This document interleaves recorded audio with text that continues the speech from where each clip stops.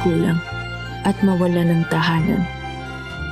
Pero ano man ang ibato sa akin ng kapalaran, I'll make sure na ibabalik kita sa pinagmulan mo. mas marami akong dapat patunayan.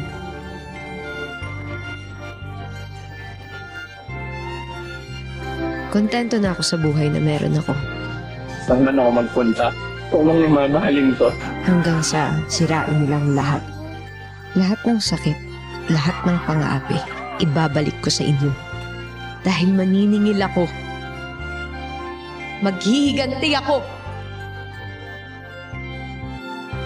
Ano man ang panglalait at mamaliit na ibato sa akin, hindi ako magpapatinag para ipagtanggol ang mga inosente at naghahanap ng hustisya.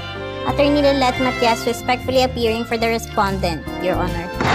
All the case, Gagawin ko ang tungkulin ko dahil walang sino man ang nakatataas sa batas.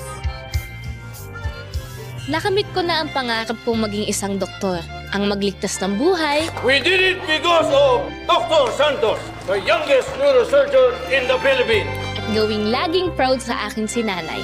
Sa bagong yugto ng aking kwento, buong tapong ko pa rin haharapin ang mga darating na hamon at pagsubok. I would like you to meet the new co-owner of Apex, my daughter, Justin.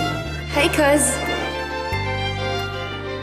Sa bawat hamon, kasama mo ang mas palabang mga drama sa hapon.